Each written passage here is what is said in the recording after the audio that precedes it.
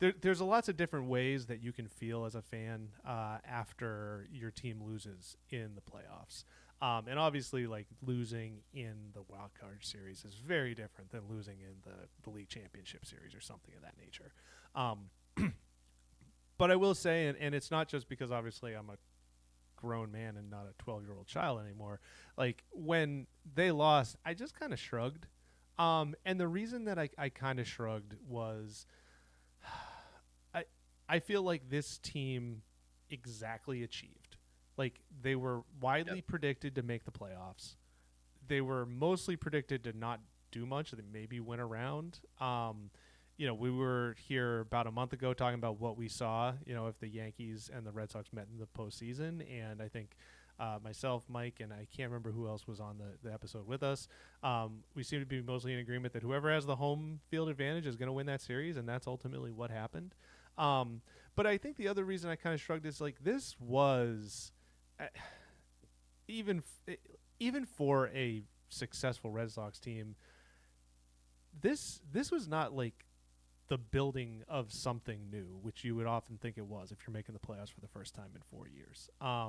You know, this team is it could look entirely different next year, aside from one or two outfield spots and behind the plate. Um, Obviously, it will have a different first baseman, could have a different second baseman, could have a different shortstop, could have a different third baseman. Someone in the outfield is gonna go.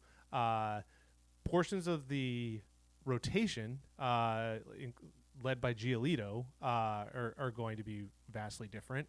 Um, and for that reason, it was just kind of like, okay, this is kind of like the in between year between like the Red Sox sucking and it becoming the Roman Anthony Marcelo Meyer sort of team. Um, so because of that, I was just kind of like, yeah, you know what? I didn't really spend a lot of time getting emotionally invested in a lot of these players this year. Even when like Yoshida started hitting towards the end of the season, it wasn't like, oh, great. It was okay. Well, maybe now it'll be easier to trade him in the offseason. And when Story started hitting, I was like, okay, well, now he's more likely to opt out and he's more likely to go somewhere else. So, yeah, it was just kind of like a detachment, which I think that they did fine. But I think that this was just kind of like a okay, whatever year. But I'm really interested to see how they can build on it for the future when the young players are actually the core starting next year. It's another offseason where I think even given the steps forward, the themes of the last few are really going to be the same, where there's going to be a lot of calls for Breslow in the front office to be aggressive, to make splashes, and also the fact of in terms of like player specific moves, this is probably the third straight offseason where I think a lot of the conversation is going to be can you land not only one, at least one of impact, but probably needing two starters in the rotation for a third straight year, which is weird to think about given how fantastic last year's investment in the rotation, at least at the top, was with Crochet. And obviously that showed out in game one, and that is everything that the Red Sox could have asked of him in a pure dominant effort, with the only blemish being a Yankee Stadium home run from Anthony Volpe on a one mislocation of the night. Um, I think without getting too far down the offseason hole, because that can obviously certainly be a talk for later days and throughout the winter. I'm sure the Joe Ryan trade will be revisited. I'm sure there will be ways to see how to maximize the lineup because there is a lack of power there that over the last 2 months, I think for the first time since the Devers trade was as magnified as humanly possible. But it is an interesting point that the infield specifically, like you mentioned, should be very, very different next year. And there's an argument for the outfield to be as well. And that's also even really to just more positional theories inside the organization of, all right, maybe Christian Campbell is not the infielder we thought he was. And there's a reason he's getting way more reps in the outfield in September in Worcester. And where does Marcelo Meyer fit into this? Because it was great to hear he was progressing into baseball activities. Uh, down to Fort Myers this week. But it's like if the Red Sox had advances, is there even really a spot for him? Like, who's he playing over right now? And, he's like, because you can't take a Nick Sogard spark away, which unfortunately did happen in game three with the lineup choices. But it is a very interesting point of, okay, you showed you can get back. The playoff drought's over. Where do you start to separate yourself in an American League where a few moves can do that? But when you look at what's available this offseason, what's the path to doing it? Because there really isn't a big fish that solves your problem. Yeah, Benton, to your point, I kind of feel the same way in terms of like I didn't put a ton of stock into this year's team because of that. Like I think when, obviously Roman Anthony comes up and Marcel Meyer comes up, um, that brings some excitement to it. And I think one disappointing thing, about this postseason is that those young guys didn't even, they weren't there. They weren't even in, they weren't at Yankee Stadium. So Yeah. I think like that would be, you could go into next season thinking, you could certainly say today, well, at least the younger guys got that experience. At least, they saw that atmosphere. But the unfortunate aspect is that they didn't this year. So, I think that kind of stinks. But I do think like it would be, if they were healthy, I think they probably would have overachieved. I think they would have, and that's just as simple as winning this series in my mind. Like I think, underrated, overrated. I think they were properly rated when it came to they got to the postseason, first, first round exit and everything. But if they won the series, which they probably should have in game two, then we would be looking back on it like, oh, this team overachieved, and now those younger guys are actually coming into it and have that experience. And it didn't play out like that, but I do think there should be some optimism when it comes to it, because I think you, what we saw from those younger guys, when they were healthy, is good. And I think there's going to be a lot of, like you said, a lot of offseason turnover, which, especially defensively, that's needed. And so we'll kind of take it from there. But I do think, and Cora said last night, a step in the right direction, and I would agree with that. I think it's Yeah. such good.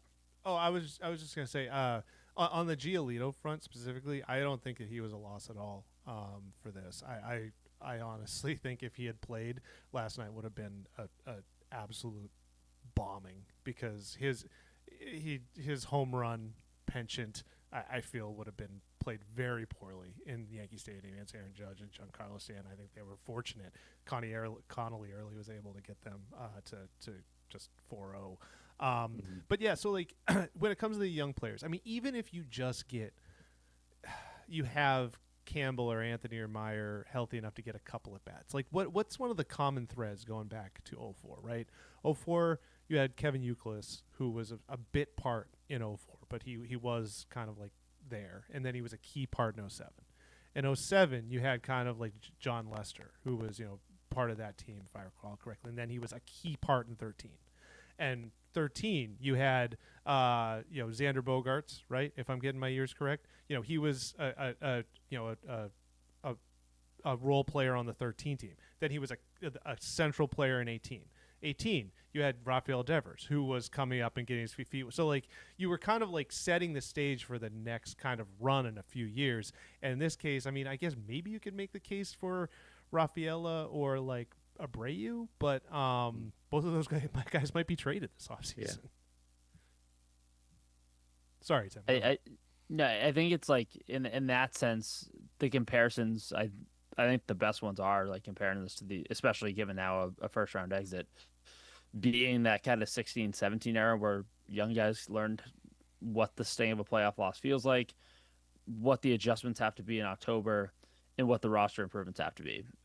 Given the fact that it ended up costing John Farrell's job for probably a few other reasons, clubhouse related, but the fact that eventually dominant core of the 18 team started their playoff careers at a 1-6 mark between the Cleveland and the Houston series in 2016 and 2017. So there is that, but it is really important to know, because it's like, all right, well, Betts and Benintendi and JB and Jackie Bradley and all those guys like learned through those series. And I'm happy that you guys kind of magnified that part of, well, it's great that Bayo and Rafaela, and if you want to throw Duran in that category, but I don't think it's really fair to, those guys got that taste of playoff sting, but the ones that are making the differences didn't. And again, as you mentioned, weren't even in the state, weren't even in the ballpark, weren't in the region, they were in Fort Myers.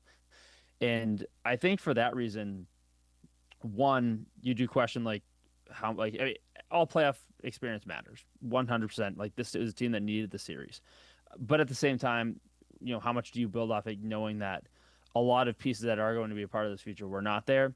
I also think it also makes for that young core itself, but also maybe some of the younger like people covering the team now, or even just the fan base, maybe easier to turn the page on what once upon a time would be a crushing, like people wouldn't be able to think about baseball in Boston for 2 months. I mean, like realistically, again, because being in the Roman Marcelo age bracket, um, nobody in this generation was cognizant enough to remember the Red Sox losing a playoff series to the Yankees. Like this was the first time even I had to watch it.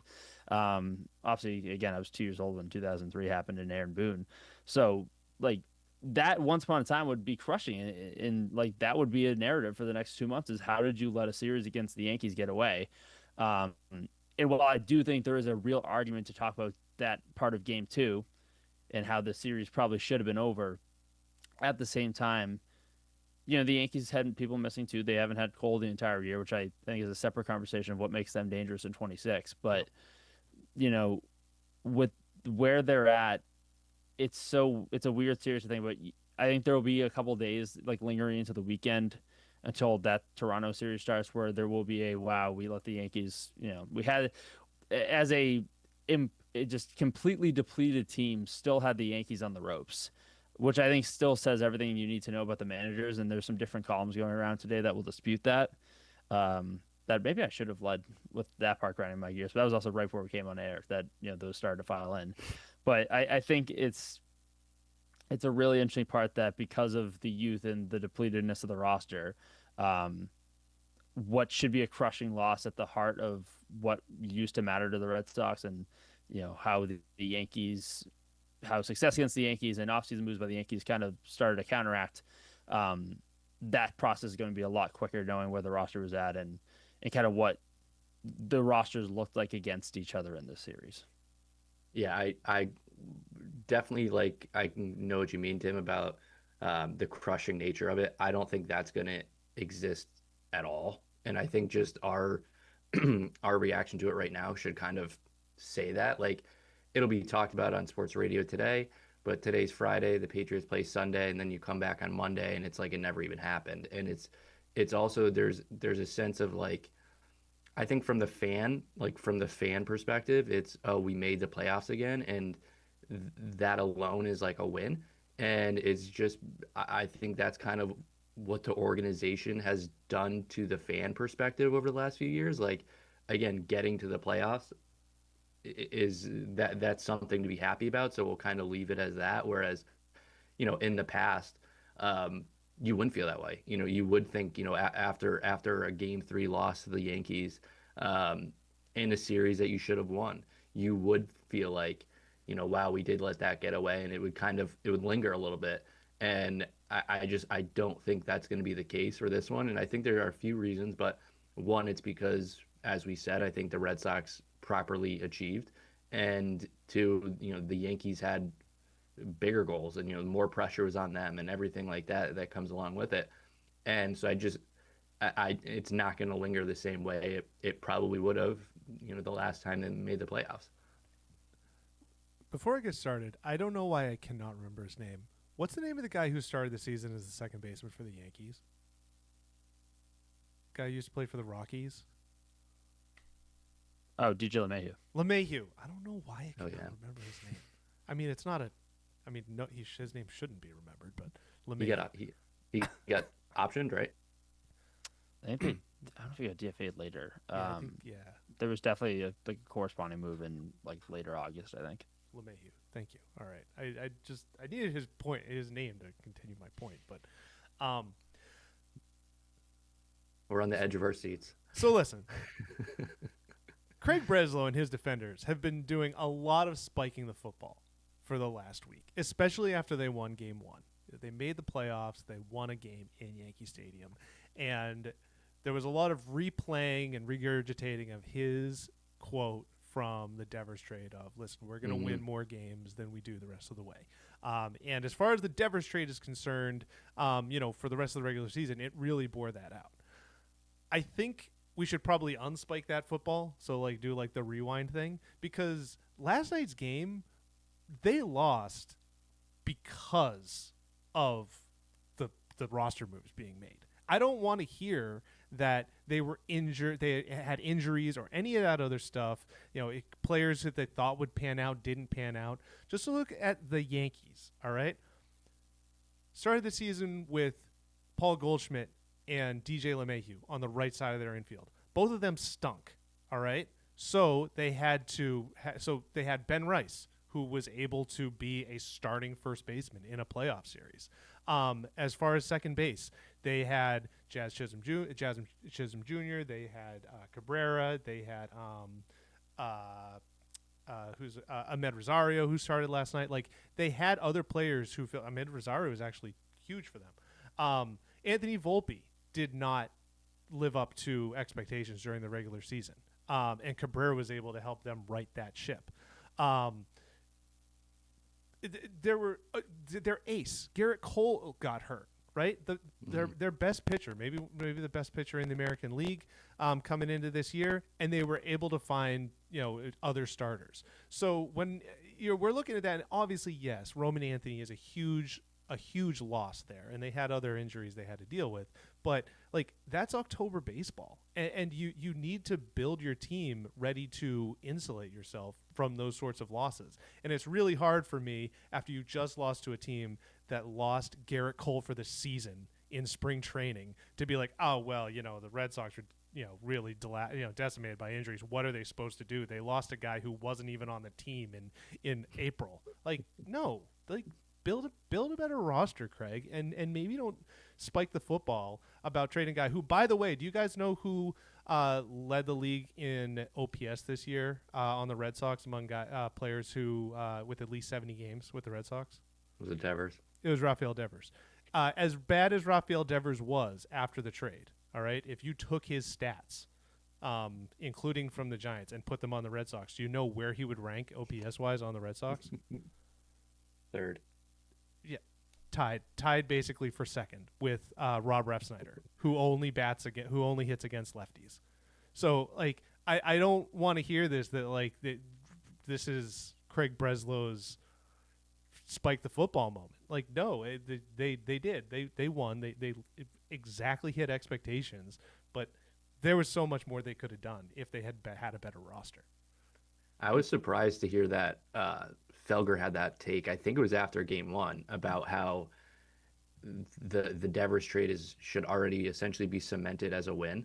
And he was saying at the time, he's like, because that quote, Breslow came out, they said that they were going to win more games than they otherwise would have, and they did, because the Red Sox were, quote, better without him. But it's also like, they got nothing in return. Like, the guys that they got in return did not even participate in the series. I wish Mike was here today. That you have Masataka Yoshida and Ceddanne Rafaela batting 4-5 in an elimination playoff game. Yeah. And so, like, the minor leaguers, whatever, we can get to that point at a later day, but Jordan Hicks and Kyle Harrison did not throw a pitch in this series, if I remember correctly. And it's like, yes, you're right. Thank God. And Hicks is, I actually, you know what? If you had told me that for sure that the Yankees would win, I would have liked to have seen Jordan Hicks pitch, because I would love to see how far Stanton could hit. But exactly. But it's just like, that's like, I have a hard time calling the Devers series a win. I don't think it was like a, complete failure like I probably felt it was in the moment. But for you to get nothing in return from him is just, I don't know. It's that you can't be spiking the football for Craig. I also don't understand this. I actually wrote this in an article a couple weeks ago. It's just, I don't understand this argument that there's a finality to the decision of who won this trade. Okay, in the immediate, yes, the Breslow can put his head on the pillow at night of, all right, well, we did win more games, and I can run through with that. And Devers had some regression in San Francisco, and they missed the playoffs. That's not where this story ends, especially in the fact that you still have Jordan Hicks under contract for 2 more years at $12 million a year, and Kyle Harrison still has development to go in terms of a total rework of his arsenal. Um, you know, you have a prospect at the back end of that deal that is still in the lowest levels of the minors, and then you flipped the other prospect in that deal who was picked either I believe one pick before or after Braden Montgomery, who obviously got moved in the Crochet deal, for a rental in Dustin May, who made a few, Yeah. I don't know, like inconsequential starts, Also and then didn't throw got a pitch injured this and was series. not an option for a game three start where you had to go with, rookie who for the time through the lineup did meet the moment, but going into the season, I don't know. This was talked about on like the Mass Live podcast the other day. Like, I don't know if you go into the season, where is he ranked on the starting pitching depth chart? Like 18th. There's no way that like the story of this trade is over. Like you knew in 2020 after the Mookie trade, like where the direction was going. Again, like they finished 12 games under 500 in a 60 game season, and Mookie goes out, makes a ton of plays in the playoffs. They win the World Series, and you know that that's a start of two very different directions. And the story was over immediately in that season, even when it wasn't even a full 162. Like you knew where the direction of that was going. This story is not over, especially when they're gonna if they get to a point next season and Jordan Hicks is not fixed, and you have to think about a DFA or something, and you have to eat money. Like that's still part of the story. And when Devers is an All Star again next year with a 950 OPS at the All Star break, like the story is still going. I think like when they need to move forward with this and understand like what consequences played, there's a 2017 comparison and it is not the one of they're on the doorstep of a dominant run at 18. It is to get to where you want to be. There is a real need for power in the lineup that is certainly not there. And that was the biggest issue at the end of 17. And you really see it in the lineup That's a last good night point. where there was no power at the end of 17. That team went the entire season without hitting a grand slam, which was one of the bigger talking points of that year. And you were relying on Benintendi and Betts and Bradley Jr. and Bogarts, who were not at that point until the next season, which they did grow into. They weren't power threats and people in October who you could really trust to hit the ball out of the ballpark. Benintendi did have one in game 4 that year, but there really wasn't a power threat or guys that you had to fear in that lineup. And that obviously really sparked the urge and the priority to go get JD Martinez that offseason. Nights like last night where you miss a Devers in the order are exactly what we're talking about here and why that comparison is so needed. And it makes this offseason really tricky because that year, obviously, you watched a couple power bats move and Stanton got traded to the Yankees. You go out and you get JD. The options to do that this winter are really, really limited because Pete Alonso to yeah, Boston I confirmed by I've Tim really Curley. talked. Yeah, I've talked myself into the Alonso thing quite a bit, specifically in the sense that like I don't know one that people would make the financial investment around here to get a Kyle Tucker, and even then, so that creates another outfield issue that you still have to work around and still didn't work around last offseason. And while I think everybody would be thrilled for a Kyle Schwarber reunion, you're working against Dave Dombrowski in Philadelphia, and that's not a sure guarantee that I don't think Schwarber's really going to get to a true open market. Like I don't. My confidence level in Schwarber leaving Philly, even on an expiring contract, really isn't that high. It's the same way I probably wrote like 20 articles for our former employer 2 years ago about how once Aaron Nola hits the market, this is who the Red Sox need to target. And he never got there. He never got there. And I think it was like late November when he signed his new deal. So there is a need for power in this lineup after the Devers trade. I think that is the most glaring thing right now of thousands of little bite-sized pieces you can make of the state of the trade at this point. But it is a very 2017 feel where you're relying on Rafael to strike lightning in a bottle, or even Anthony when he was here, like it wasn't a huge power threat until later. Like you need an established guy in October who can put the ball out of the ballpark, which is why I think moving forward the Phillies are the best team, like are best slated to win because they have the formula of October. You need like horses at the top of the rotation. You need a lineup that hits the ball out of the ballpark. And for the first time, really, I feel like in their tenure, they have a lockdown closer in Duran. Um, there's a true need for power, and how they address it is it's going to be a really slim margin for error in terms of how they pursue that this offseason.